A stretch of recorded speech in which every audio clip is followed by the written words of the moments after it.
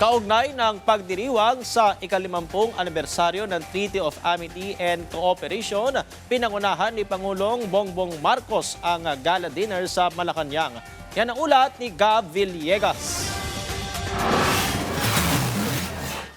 Mainit na tinanggap ni Pangulong Ferdinand R. Marcos Jr. sa Palasyo ng Malacanang ang mga kinatawan mula sa mga contracting parties ng Treaty of Amity and Cooperation para sa gala dinner bilang pagdiriwang ng ika-50 anibersaryo ng nasabing kasunduan. Kasama ng Pangulo sa nasabing okasyon sina First Lady Liza Araneta Marcos, Senate President Sherwin Gatchalian at House Speaker Faustino D. III. Sa kanyang talumpati, binigyan diin ng Pangulo ang kahalagahan ng hapagkainan pagdating sa diplomatic activity kung saan ang pag-uusap, pagtitipon at pagtutulungan ng mga bansa ay nagbubunga ng kapayapaan at pagkakaisa sa rehiyon.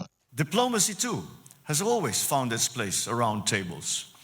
Across generations, they have served as a marketplace of ideas for diplomats and policymakers.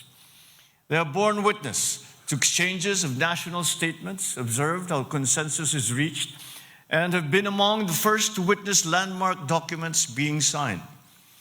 Upon these tables rest the agreements that shape economies, bolster relations amongst nations, deepen cultural understanding, and ultimately preserve peace.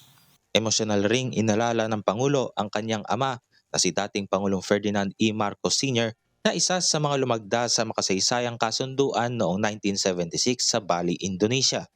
50 years ago, one of the leaders seated at that historic table in Bali was the 10th President of the Republic of the Philippines, my father, Ferdinand Edalin Marcos. I was very young at that time. I could not have imagined what the document would one day mean for the Philippines and even for the wider world.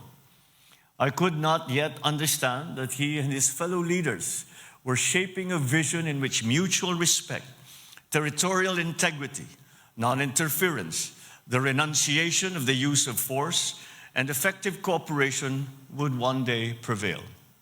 Tampok din sa nasabing okasyon ang paglalabas ng opisyal na commemorative stamp upang markahan ang ika-50 anibersaryo ng TAC. Tampok sa nasabing commemorative stamp ang ating pambansang bulaklak, ang sampagita na sumisimbolo sa kababaang loob, pagiging dalisay at mas matatag na pagkakaibigan. Para naman kay Foreign Affairs Secretary Maria Teresa Lazaro, ang pagkilala sa Golden Jubilee ng TAC bilang pangunahing layunin sa pagiging ASEAN Chair ng Pilipinas ay patunay ng paniniwala na ang kapayapaan at pagkakaisa ang pangunahing pundasyon ng pag-unlad sa rehiyon. In an increasingly complex and unpredictable strategic landscape, the values enshrined in the treaty, mutual respect, non-interference, peaceful settlement of disputes, the renunciation of force, and effective cooperation have proven not only limitless, timeless, but universal. Patuloy rin na isusulong ng Pilipinas bilang ASEAN Chair ang mas matatag na ugnayan at kapayapaan sa Timog Silangang Asya at sa mga karatig bansa nito. Gab Humilde Villegas, para sa Bayan.